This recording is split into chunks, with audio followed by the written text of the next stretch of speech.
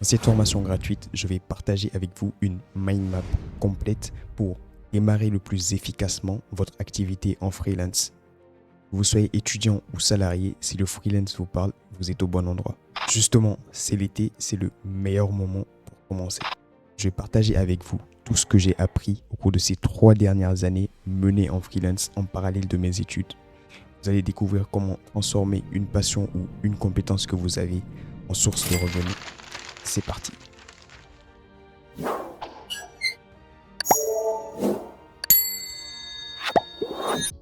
Juste avant de commencer, on va dissiper quelques doutes en se posant cette petite question. C'est quoi le freelance? Il est défini comme étant le fait d'offrir ses compétences et services à diverses entreprises ou clients sur une base contractuelle, donc sans engagement à long terme.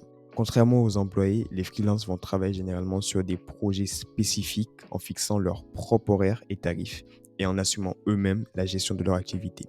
L'avantage avec ça, c'est qu'on va se retrouver 100% en ligne et qu'on aura très rarement besoin d'envoyer un CV ou une lettre de motivation ou de passer des entretiens d'embauche. Maintenant que ça c'est dit, on va pouvoir entrer dans le vif du sujet. Et pour cela, aujourd'hui, on va voir pas mal de choses. La première, ça va être le développement de compétences pour réussir.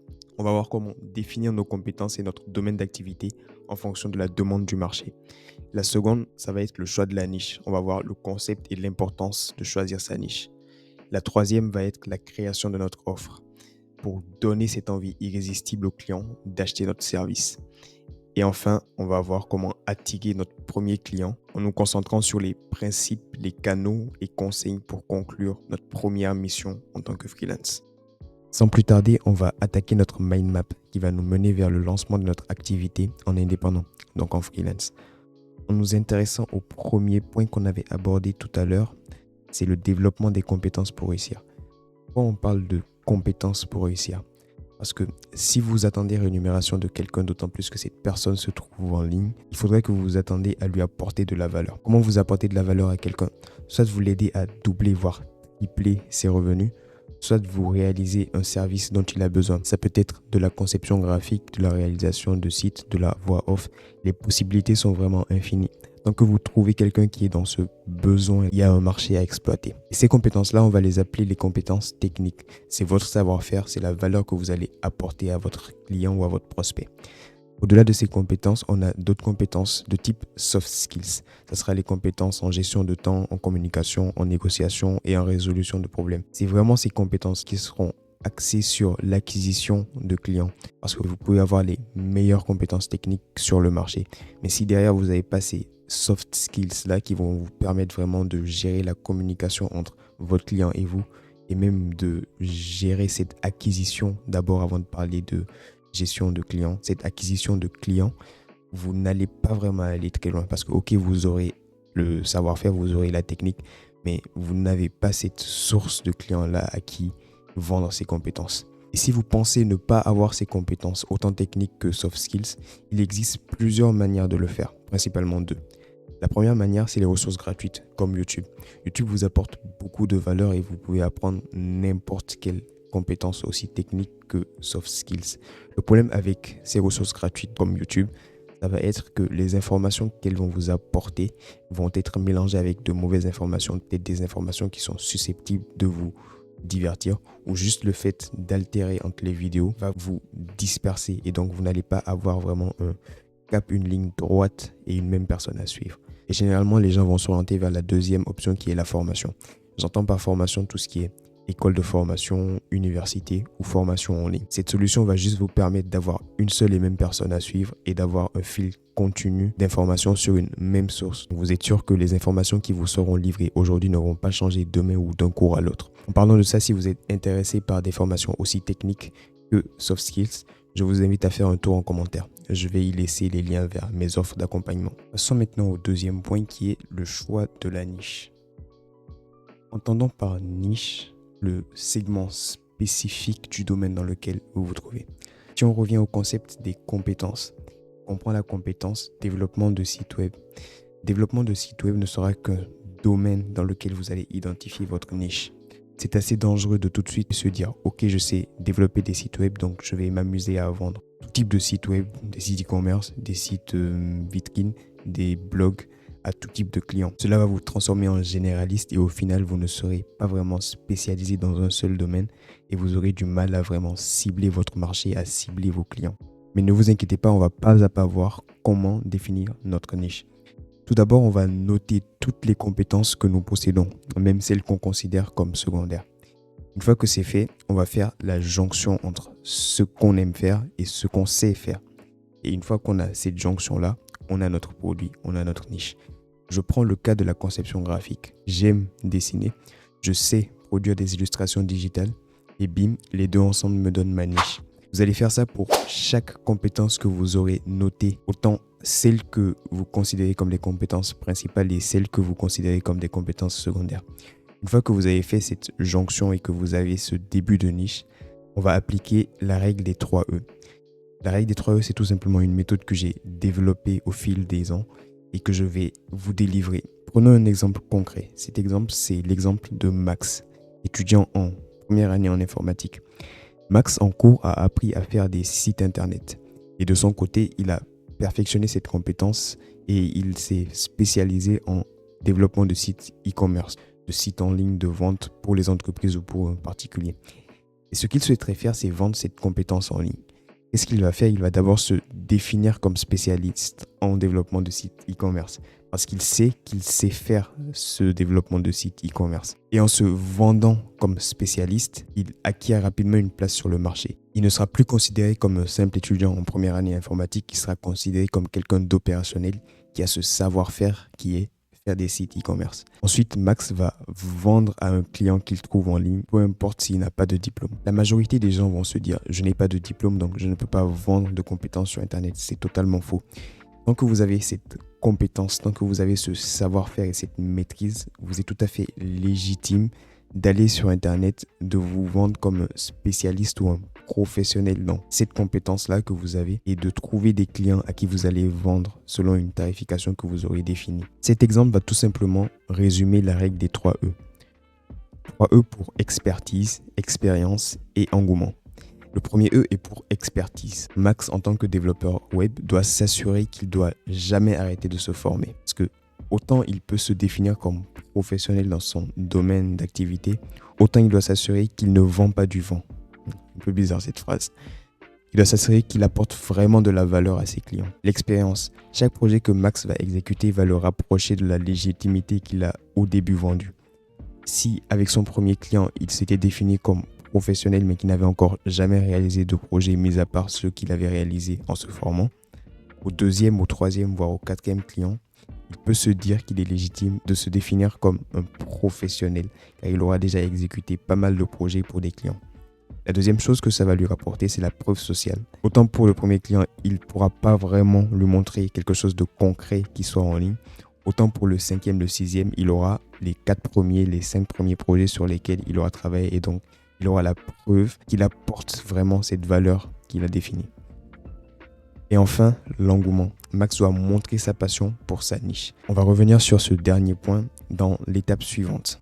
Passons maintenant au point suivant. On considérera comme le cœur de l'activité freelance, qui est l'acquisition de clients, donc comment attirer nos premiers clients. Mais avant de pleinement passer à cette activité, il faudra comprendre une chose. En tant que freelance, la seule manière qu'on a d'attirer des clients, c'est de passer par ce qu'on va appeler des canaux. Ces canaux vont faire office de portfolio ou de CV si vous préférez et vont permettre aux clients d'avoir un aperçu de nos services. Pour cela, j'ai noté 3 canaux principaux. Le premier canal, c'est le réseau personnel. Ça va être tout ce qui est réseau social que vous avez, là où vous allez poster des publications comme quoi vous faites telle activité pour tel montant. Ensuite, on aura le réseau plateforme établi. Nous allons très vite y revenir, mais il existe de nombreuses plateformes sur lesquelles vous pouvez vendre vos services en tant que freelance. Et enfin, on aura mon super secret, que je ne vais malheureusement pas détailler dans cette vidéo, car je le réserve pour mes étudiants en coaching. Mais si vous êtes intéressé, vous aurez des liens en description. En ce moment, vous pouvez profiter de mon e-book dans lequel vous allez retrouver ce secret. Il n'est vraiment pas très cher, car il est en promotion. Bien, vous l'aurez compris, votre premier client, vous le trouverez sur l'un des 3 principaux canaux qu'on vient de citer. Les réseaux sociaux, vous les connaissez et vous les utilisez déjà quotidiennement. Il vous suffira juste de créer votre offre et d'en faire la promotion. Les plateformes dédiées, ce sera un peu le même concept. créer votre offre et en faire la promotion. Et le troisième canal que je vous laisserai découvrir dans mon accompagnement. Sans plus tarder, nous allons tout de suite nous intéresser à comment créer cette offre justement et comment en faire la promotion, que ce soit sur les réseaux sociaux ou sur les plateformes dédiées. Pour cela, on va se retrouver sur Canva, qui est l'outil qui va vraiment vous permettre de faire vos conceptions graphiques sans grande connaissance. Il est assez simple à prendre en main. Donc on va tout juste aller dans créer un design et on va créer un design de type Instagram qui s'adapte à tous nos réseaux sociaux. Donc une publication Instagram, et à partir de là, soit je vais partir sur un design déjà fait, soit je vais créer un design de zéro. Ça sera vraiment comment vous le sentez et comment vous pensez maîtriser cet outil. Je vais partir sur un design de zéro. Et pour cet exemple, on va tout simplement prendre une affiche de type création de site web.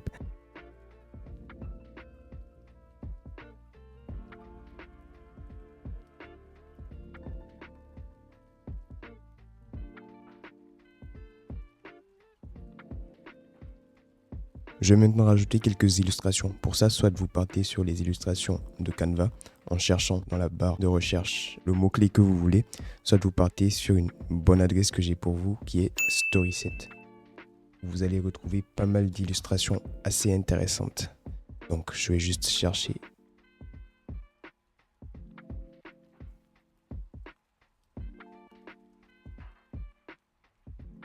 Et je choisis le modèle le plus adapté à ce que je veux faire.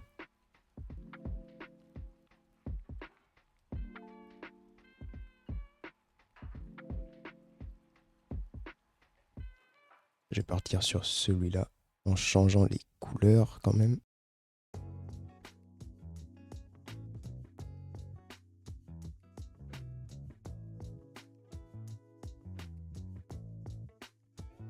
Puis l'importer au niveau de mon design.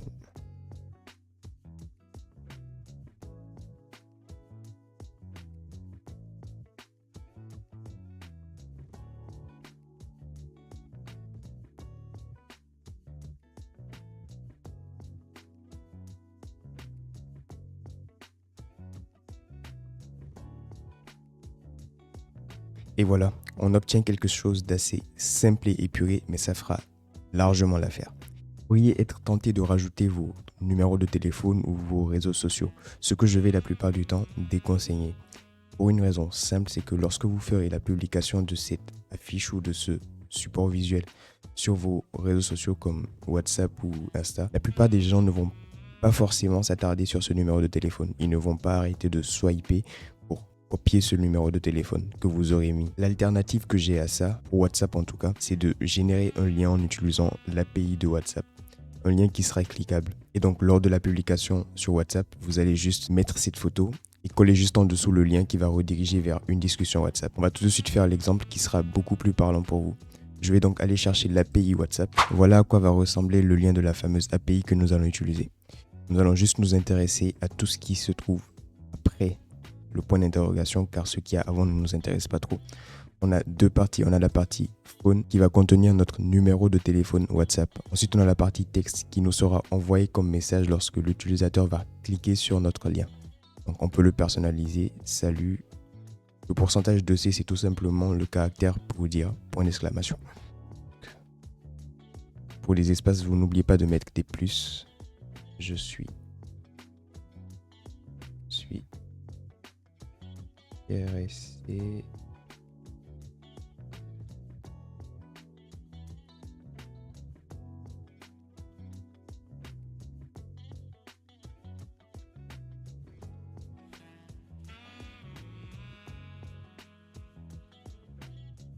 Je peux déjà le laisser comme ça et nous allons tester ce lien pour voir ce que ça donne. Si je fais continuer vers la discussion, j'ai mon texte qui m'est généré et je peux l'envoyer. Donc cette solution va très vite remplacer les numéros de téléphone qui sont mis directement sur vos affiches et va s'avérer être plus efficace. Car la probabilité que quelqu'un clique sur un lien est beaucoup plus élevée que celle qui s'arrête sur votre post et qu'elle recopie le numéro de téléphone quelque part pour qu'après elle puisse le contacter. Et comprenez que je ne suis pas en train de vous interdire de mettre des numéros de téléphone sur vos affiches. Juste comprendre la mentalité des gens sur les réseaux sociaux. Les gens sont de plus en plus flemmards. La majorité de ceux qui vont s'arrêter sur votre numéro de téléphone et le recopier vont soit par la suite le perdre, soit auront tout juste la flemme de vous contacter. Leur fournir un lien qui vont juste cliquer pour démarrer la discussion avec vous reste plus facile à leur demander que toute cette gymnastique de je recopie le numéro, je l'enregistre et je le contacte. N'oubliez pas aussi que cette affiche, vous allez demander à vos proches de le partager. Ça veut dire que vos proches mettront peut-être votre affiche sur leur statut et des inconnus verront votre affiche. Ils auront juste trop la flemme, encore une fois, de s'arrêter sur votre numéro de téléphone, de le recopier et de vous contacter. Ça sera beaucoup plus facile pour eux de voir un lien, de cliquer dessus et d'enclencher la discussion avec vous. Une fois donc que vous avez votre affiche et votre lien de l'API WhatsApp, on va tout simplement télécharger l'affiche et commencer à faire la promotion. Donc, je vais juste télécharger mon affiche.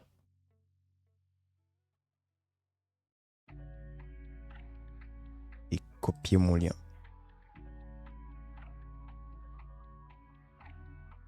Pour faire la promotion de votre offre, ça va être super simple. Vous allez tout simplement faire des publications récurrentes sur vos réseaux sociaux, Facebook, Insta ou WhatsApp. Et si vous voulez aller plus loin, il existe l'option Meta Ads qui va vraiment booster votre offre et toucher beaucoup plus de personnes. Donc, je vais me rendre sur Meta Ads.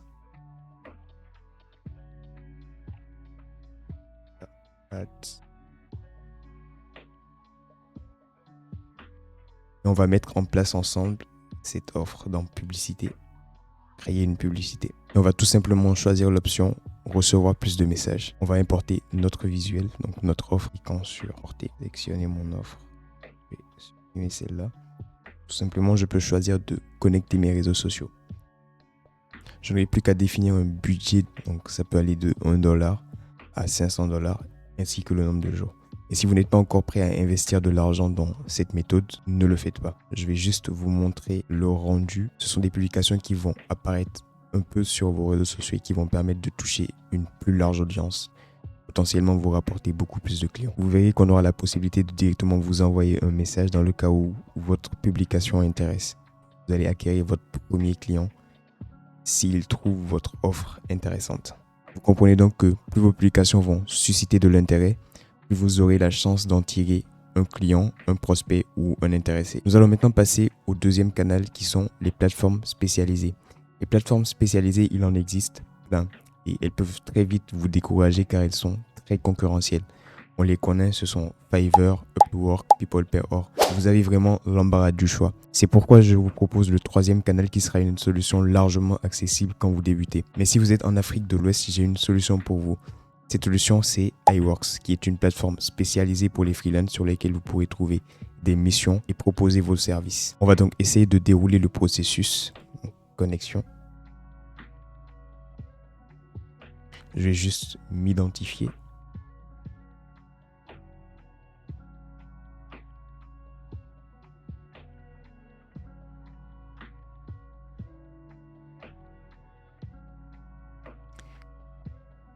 Et on retrouve une interface assez intuitive. Les deux parties qui vont nous intéresser sur cette plateforme sont les parties projet. Dans la partie projet, on va pouvoir voir l'ensemble des projets qui sont proposés.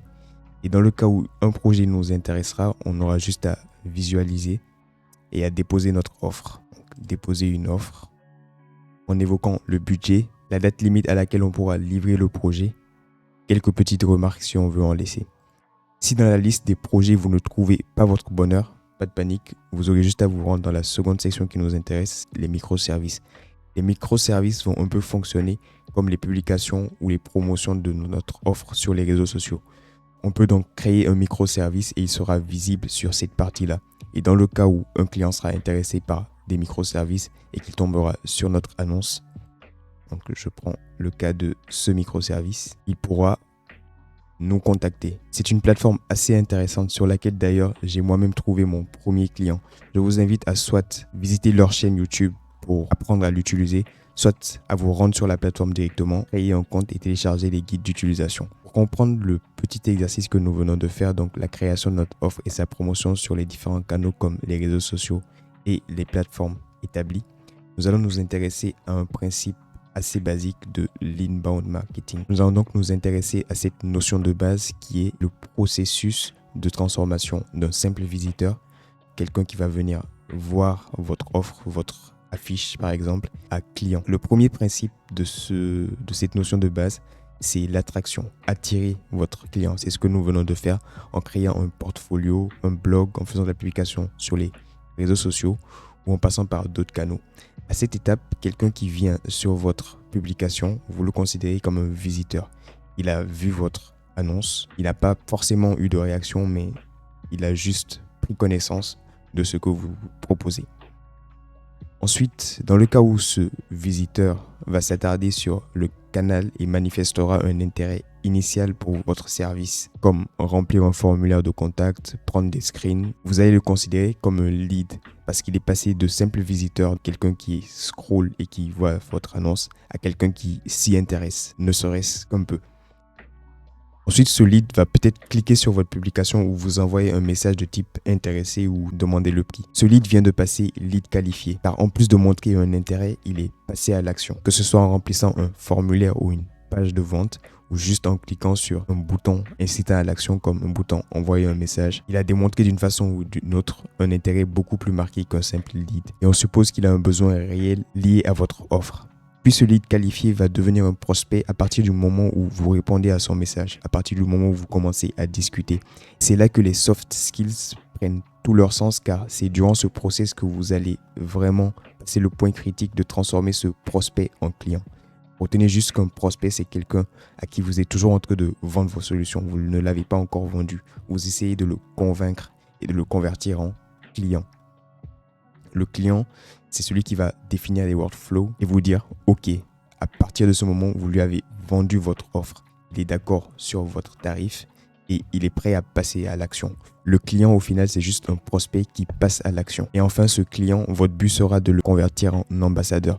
Un ambassadeur, c'est quelqu'un que vous allez fidéliser en lui demandant peut-être des testimonials, donc des retours après avoir réalisé son projet. Notez que durant cette transition de client à ambassadeur, il n'y a pas d'entre-deux. Soit votre client est satisfait par votre prestation et devient un ambassadeur qui va vous rapporter d'autres clients, soit il n'est pas satisfait et redevient au mieux visiteur, au pire, rien du tout. Il peut même essayer de vous faire de la mauvaise pub. C'est vraiment à vous de vous assurer de pouvoir vraiment livrer ce que vous vendez dans votre offre. On sait qu'on doit mettre en place une offre attrayante qui va transformer tout potentiel visiteur en prospect. Prospect qu'on va par la suite transformer en client, puis les fidéliser en les transformant en ambassadeurs.